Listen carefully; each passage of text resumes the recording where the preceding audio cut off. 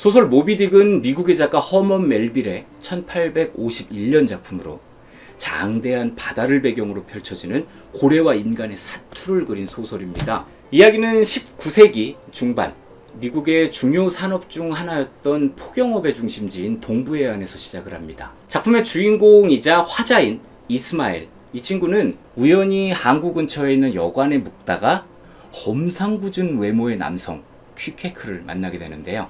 퀴케크와 이스마엘은 서로 스타일이 전혀 달랐음에도 불구하고 대화가 잘 통했습니다. 그래서 두 사람은 함께 포경선에 탑승하기로 했죠. 이들이 선원이 된 포경선의 이름은 피쿼드호, 선장의 이름은 에이허브입니다. 피쿼드호는 미국을 떠나서 넓은 바다 구석구석을 항해하면서 향유고래를 포획하고 갑판에서 바로 해체해서 고래 기름을 모으는 일을 하는 배인데요. 배에는 주인공 이스마엘과 작살잡이 퀴케크, 선장 에이허브, 이성적인 성격의 1등항해사 스타벅, 낙천적인 성격의 2등항해사 스톱, 전투적인 성격의 3등항해사 플라스크, 그리고 선장에 특별한 임무를 부여받은 유령같은 선원들이 함께하고 있는데요. 지루한 항해가 수십일째 이어지던 어느 날, 한쪽 다리를 고래뼈로 만든 의족으로 끼우고 있는 음침한 표정을 하고 있는 선장 에이허브가 선원들 앞에 모습을 드러냅니다. 그러고는 모비딕이라는 고래에 대한 이야기를 시작하는데요. 모비딕은 거대한 흰 고래로 지금껏 수많은 포경선을 침몰시킨 악명 높은 녀석이다. 몸에는 고래잡이들이 던진 작살과 흉터가 가득한 괴물이야. 그러고는 모비딕이 자신의 한쪽 발을 먹어버렸다는 이야기까지 덧붙이는데요. 피쿼드호의 항해 목적은 고래 기름이 아니라 모비딕을 잡아서 복수하는 것이라고 선언합니다. 모두 힘을 합쳐달라, 이런 연설이죠. 그러자 1등 항해사인 스타벅이 반대 의견을 냅니다. 자신은 집안 대대로 고래를 잡으면서 생계를 유지해왔기 때문에 필요에 의해서만 고래를 사냥할 뿐 복수 때문에 목숨을 걸지는 않겠다, 이런 의견이었는데요. 거기에다가 무엇보다 선원의 안전이 우선이다, 이런 말도 덧붙였어요. 그 말을 들은 에이허브는 스타벅의 말을 무시하고 가장 먼저 모비딕을 발견한 사람한테 줄게 라며 금화를 상금으로 걸었고요. 선원들은 그의 말에 동조하기 시작했습니다. 그렇게 항해가 이어지는 몇 개월 사이 주인공 이스마엘은 고래를 몇 번 잡아는 봤습니다. 그렇지만 어차피 항해의 목적이 모비딕이었기 때문에 다들 고래잡이에는 집중을 하질 않았어요.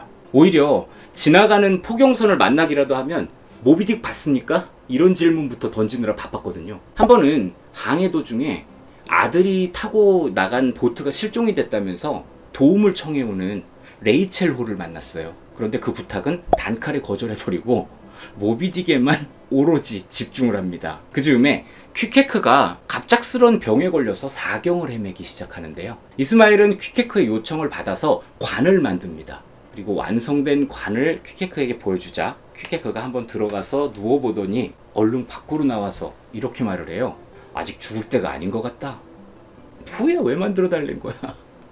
이러면서 건강을 또 회복했어요. 그래서 일단은 그 관은 배 후미에다가 매달아 놓고 항해를 이어가게 되는데요. 그러던 어느 날 모비딕이 나타났습니다. 곧장 피쿼드호와 모비딕의 치열한 사투가 시작이 됐는데요. 모비딕은 덩치뿐만 아니라 머리도 좋은 녀석이었기 때문에 만만하게 볼 상대가 아니었습니다. 그렇게 싸움은 3일간 이어졌고요. 결국 3일째 되는 날 선장 에이허브가 직접 모비딕의 몸통에 작살을 꽂아 넣는데 성공했습니다. 만 물속으로 들어가는 모비딕의 작살 줄에 걸려서 에이허브도 같이 바다로 끌려 들어가 버렸고요. 죽었단 얘기죠. 피쿼드호도 침몰해버리고 말았습니다. 이 싸움에서 살아남은 사람은 단 한 명, 주인공 이스마엘 뿐이었어요. 어떻게 살았냐면요, 후미에 매달아 놨던 퀴케크의 관을 붙들고 가까스로 바다 위에 둥둥 떠 있다가요, 얼마 전에 아들을 찾는 중이라며 부탁을 했던 레이첼 호에 의해서 구조됩니다. 여기까지가 모비딕 줄거리였어요. 소설임에도 읽기가 쉽지가 않아요. 원서를 기준으로 635페이지, 20만 6,052자나 되는 많은 분량을 가지고 있는 데다가 그 대부분이 설명이기 때문입니다. 독자들이 기대하는 그런 긴장감이나 서사 이런 부분들이라고 해봐야 모비딕이라는 고래하고 싸우는 장면 그 정도일 텐데요. 그 내용은 전체 135개의 장 중에서 달랑 3개의 장밖에 안 됩니다. 그리고 나머지는 뭐 특별히 스토리랑 상관이 없을 것 같은 고래의 지식으로만 채워져 있어요.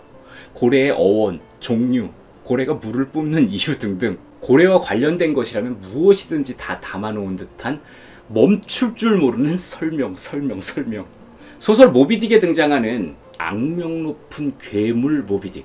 소설 모비딕에서는 선장 에이어브를 필두로 그를 따르는 선원 모두가 모비딕을 괴물이라고 규정합니다. 잘 알지 못하는 존재라고 해서 다수가 내린 결정 또는 세상이 그렇다고 말하는 것을 따르는 거죠. 과연 그게 옳은 것인가를 생각해 볼 수 있을 부분입니다. 우리가 가지고 있는 잘 알지 못하는 것에 대한 두려움, 이거는 자칫하면 편견으로 이어질 수가 있어요. 누가 그렇다고 하니까 그런 줄 알게 되는 거라는 거죠. 마치 에이어브를 따르는 선원들처럼요. 그렇다면 그런 우리에게 필요한 건 뭘까요?